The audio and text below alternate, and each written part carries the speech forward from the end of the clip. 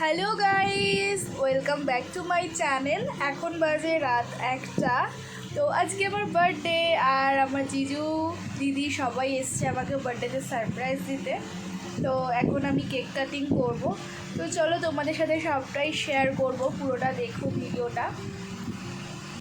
তো এটা ছিল আমার নাইট সেলিব্রেশন, আর আমার গলা শুনে বুঝতেই পারছো আমার প্রচণ্ড শরীর খারাপ। আর ওইটা একটুখানি অ্যাডজাস্ট করে নিও তোমরা। আর এর জন্যই এবছর সেরকমভাবে সেলিব্রেশন করা এই যে আজকে আমাদের দুষ্টু মিষ্টি হ্যাপি আর birthday to you, happy birthday to you, happy birthday, happy birthday, happy birthday to you. আজকে হ্যাপি বার্থডে গান গাইতে হয়, আবার অনেকক্ষণ রেওয়াজ করব। শুভ জন্মদিন। আর এখন না সেরকম ভালোও লাগে না বেশি জাঁকজমক করে কিছু করতে। যত বড় হচ্ছি, মানুষ চিনতে শিখছি, ততই মনে হয় একা থাকাটাই অনেক বেটার। আর দেখো এখানে কেক ফেক মাখিয়ে কি করেছে আমাকে। আর এখন সেটাই বলছিলাম যে এখন এই রাত্রেবেলা মুখ ফুখ সব পরিষ্কার করতে হবে। তো আজকের মতো গুড নাইট, আবার কালকে সকালে তোমাদের সাথে কথা বলবো। তো দেখতে থাকো পুরো ভিডিওটা। হ্যালো, গুড মর্নিং সকলকে। তো আজকে আমার জন্মদিনের সকালবেলা। তো জেনারেলি অন্য বছর জন্মদিনের সকালটা অন্যভাবে শুরু হয়, আজকে একটু এই বছর একটু অন্যরকমভাবে শুরু হলো।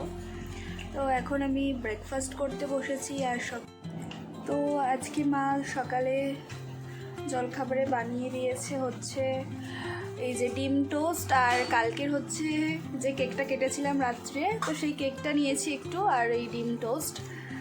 তো চলো এখন ব্রেকফাস্ট করে নিই। আর সারাদিন আজকে কীরকম কাটছে না কাটছে সেটাও আমি তোমাদের সাথে শেয়ার করব। এবছর জন্মদিনটি একটু অন্যরকম কাটছে, তো কেন সেটাও আমি তোমাদেরকে পরে বলবো।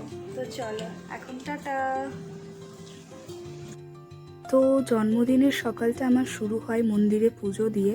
এবছর হয়নি একটাই কারণ আমাদের বাড়ির কালসজ আছে, আর কালসজ থাকাকালীন কোনো মন্দিরে পুজো দেওয়া যায় না। তো তার জন্য কিন্তু বাড়ির ঠাকুরকে পুজো দিয়ে আমার দিনটা শুরু করেছিলাম বড়দের আশীর্বাদ নিয়ে। আমার কাছে খুবই ভালো কেটেছে আমার জন্মদিনটা, হাসি খুশি ভীষণই মজা করে কেটেছে। আর বিকালে একটা ছোট্ট সেলিব্রেশন হয়েছিল বাচ্চাদেরকে নিয়ে, মানে এটা হঠাৎই ঠিক হয়েছিল, কোনো কিছু আগে থেকে প্ল্যানিং করা ছিল না। আর আমার মনে হয় কোনো প্ল্যানিং না করা জিনিসগুলো হঠাৎ করে যেগুলো ঠিক হয় সেই প্ল্যানগুলোই অনেক বেশি সাকসেসফুল হয়। তো এখন আমি স্নান করে উঠে একটু রেডি হচ্ছিলাম, তো মা বলছিল একটু জন্মদিনের দিন নতুন জামা কাপড় পর, তো তার জন্যই। আর তো আমি এখন খুবই ফ্যামিলি পার্সন হয়ে গেছি, মানে সমস্ত কিছু ফ্যামিলির সাথে সেলিব্রেট করতে পছন্দ করি। একটা টাইমে আমি একটু অন্যরকম ছিলাম, এখন আমি একটু অন্যরকম হয়েছি। মানুষের মনে হয় লাইফে চেঞ্জেসগুলো আনা খুবই দরকার।